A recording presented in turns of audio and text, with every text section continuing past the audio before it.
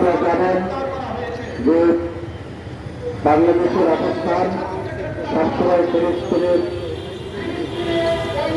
মুক্তিকামী মানুষের পক্ষে ছিলেন। সবসময় বঙ্গবন্ধু আমাদের নীতি স্থাপন করে গিয়েছিলেন। বঙ্গবন্ধু এই নীতির ভিত্তি স্থাপন করে গিয়েছিলেন। আমাদের নীতি হচ্ছে ফিলিস্তিনের মুক্তিকামী মানুষের পক্ষে, এবং বাংলাদেশ অক্টোবর মাসে ফিলিস্তিনের গণহত্যা শুরু হওয়ার পর বাংলাদেশের পক্ষ থেকে ফিলিস্তিনের জনগণের জন্য ভালোবাসা স্বরূপ তাদের জন্য নানা সামগ্রীও পাঠানো হয়েছে। ওষুধ সহ নানা ধরনের সামগ্রীও পাঠানো হয়েছে। শুকনো খাবার, ওষুধ সহ নানা ধরনের সামগ্রী পাঠানো হয়েছে।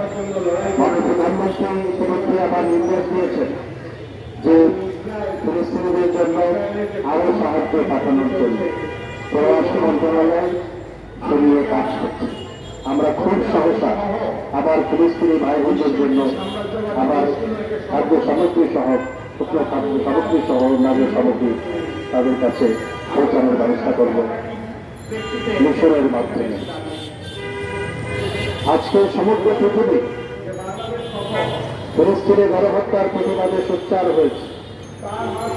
মার্কিন যুক্তরাষ্ট্রে আজকে যেভাবে ছাত্র বিক্ষোভ হচ্ছে, ইংল্যান্ডে যুক্তরাজ্যে যেভাবে ছাত্র বিক্ষোভ হচ্ছে, এবং সেই ছাত্র বিক্ষোভ কন্টিনেন্টাল ইউরোপের বিভিন্ন দেশে ছড়িয়েছে, এবং আজকে সমগ্র পৃথিবী এই গণহত্যার প্রতিবাদে, এই বর্বরতার প্রতিবাদে, এই নৃশংসতার প্রতিবাদে, এই মানবতার বিরুদ্ধে অপরাধের প্রতিবাদে আজকে সমগ্র পৃথিবী সোচ্চার হয়েছে।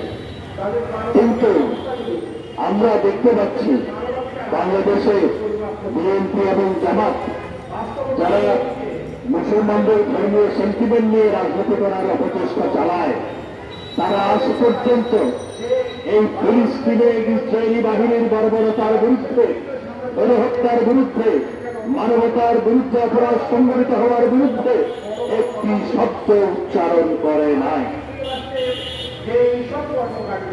কারণ তারা মনে করে কেউ অসন্তুষ্ট হতে পারে, সেই কারণে তারা ফিলিস্তিনি ভাই বোনদের পাশে তো দাঁড়ায় নেই, বরং এই গণহত্যার বিরুদ্ধে একটি শব্দ উচ্চারণ করে নাই।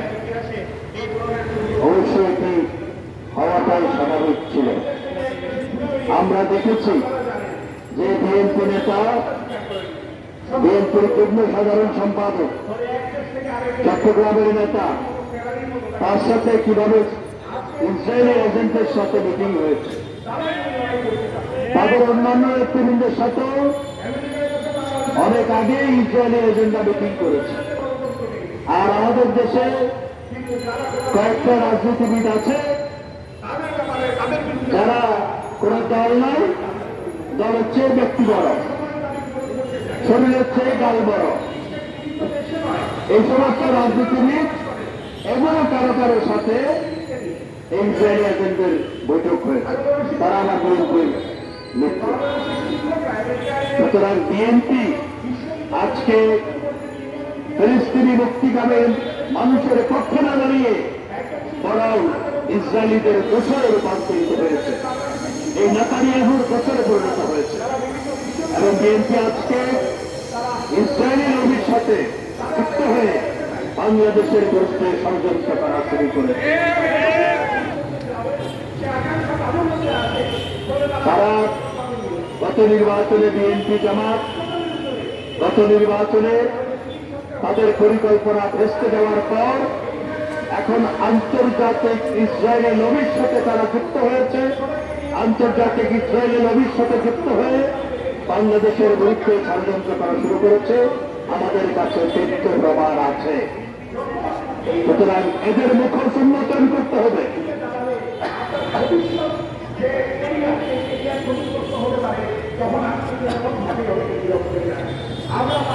তাই ফিলিস্তিনি স্বাধীনতাকামী মানুষের পক্ষে আজকে স্বাধীনতা পরিষদ যেই মানববন্ধন প্রতিবাদ সমাবেশের আয়োজন করেছে, সেজন্য আপনাদের ধন্যবাদ জানাই। সময় যারা ফিলিস্তিনি ভাই বোনদের পক্ষে সোচ্চার হয়েছেন তাদেরকে ধন্যবাদ জানাই।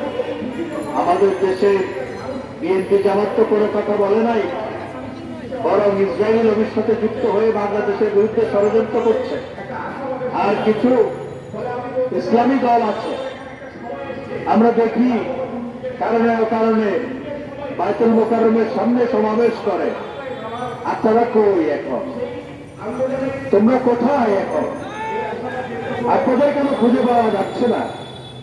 নির্বাচনের আগে সরকার নামানোর জন্য সকাল বিকাল বাইতুল মোকাররমের সামনে যেতেন, প্রেস ক্লাবের সামনে এসে সমাবেশ করেছেন। ফিলিস্তিনি ভাই বোনদের পক্ষে ইসরায়েলের বিরুদ্ধে একটি বড় সমাবেশ করতে তো দেখতে পেলাম না। এবং ফেসবুকে বিভিন্ন জায়গায় দেখি সামাজিক যোগাযোগ মাধ্যমে বড় বড় ভাষণ দেয়, সরকারের বিরুদ্ধে ভাষণ দেয় এবং সরকারের বিরুদ্ধে বিষোদ্গার করে। ওই নেতানিয়াহুর বিরুদ্ধে কথা বলতে তো তাদের শুনলাম না। এরা কোথায়? এরা কোথায় লুকিয়ে আছে?